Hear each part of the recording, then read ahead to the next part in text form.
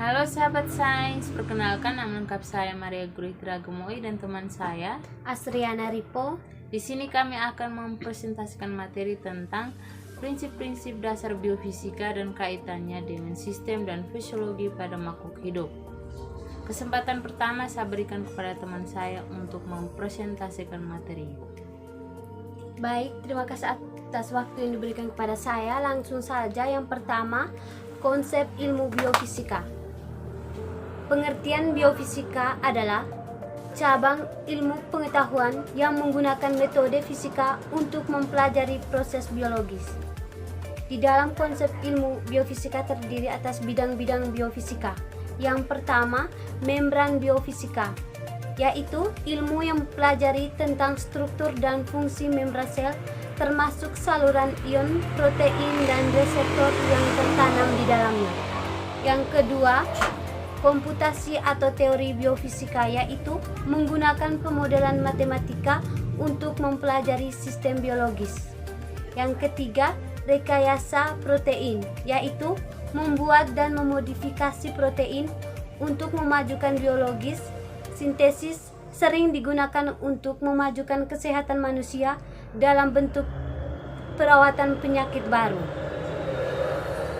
Yang keempat, struktur molekul, yaitu biofisika mempelajari struktur molekul biologis termasuk protein, asam molekul, dan lipid. Yang kelima, mekanisme, yaitu menggunakan mekanisme fisik untuk menjelaskan terjadinya proses biologis.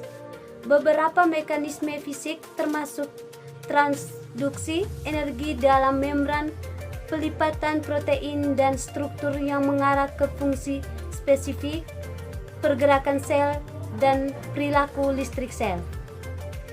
Yang kedua, prinsip-prinsip dasar fisika dan kaitannya sistem dan fisiologi pada makhluk hidup.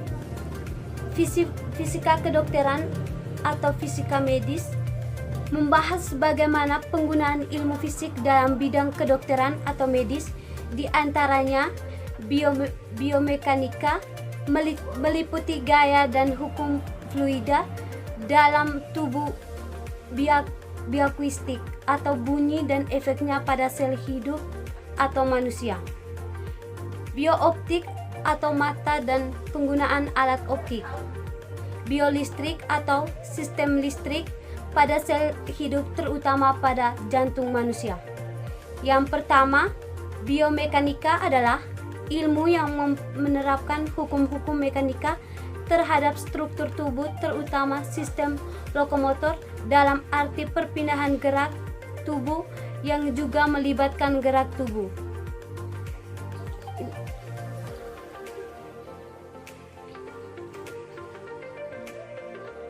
Baik, selanjutnya saya berikan kesempatan kepada teman saya. Jadi baik, saya akan melanjutkan materi tentang bioakustik. Bioakustik adalah suatu perubahan mekanik terhadap zat gas, zat cair atau zat padat yang sering menimbulkan gelombang bunyi. Gelombang bunyi ini merupakan vibrasi atau getaran molekul dan saling beradu satu sama lain. Namun demikian, zat tersebut terakomodasi menghasilkan gelombang. Jadi bioakustik adalah ilmu yang mempelajari tentang proses penerimaan pendengaran yang timbul oleh makhluk hidup. Contohnya seperti yang tertera pada gambar. Yang ketiga, biooptik. Biooptik tersusun atas kata bio dan optik. Bio berkaitan dengan makhluk hidup, sedangkan optik dikenal sebagai bagian ilmu fisika yang berkaitan dengan cahaya atau benda atau berkasinar. Biooptik adalah ilmu yang berkaitan dengan penglihatan manusia. Contohnya seperti pada gambar. Ini merupakan contoh dari biooptik, salah satunya adalah mata. Yang berikut, biolistrik. Biolistrik, pembangkit biolistrik. Biolistrik merupakan fenomena sel-sel yang mampu menghasilkan potensi listrik yang merupakan lapisan tipis muatan positif pada permukaan luar dan lapisan tipis muatan negatif pada permukaan dalam bidang batas atau membran. Contohnya seperti pada gambar. Yang berikut, contoh penerapan konsep fisika dalam bidang biologi. Yang pertama, penggunaan radiasi gamma dan emisi positron sebagai penghambat sel kanker dan pelacak bagian tubuh yang digerogoti kanker. Ilmu instrumentasi digunakan bagi membentuk gambar bagian tubuh yang berpenyakit baik secara 1-D melihat bagian dalam tubuh manusia. Yang kedua, lensa untuk memperbaiki penglihatan. Lensa kontak memiliki manfaat yang sama dengan kacamata. Keduanya sama-sama berfungsi dalam memperbaiki gangguan penglihatan seperti rabun jauh atau miopi, rabun dekat atau hipermetropi, rabun tua atau presbiopi, dan astigmatisme. Salah satu contoh penggunaan lensa pada manusia seperti pada gambar.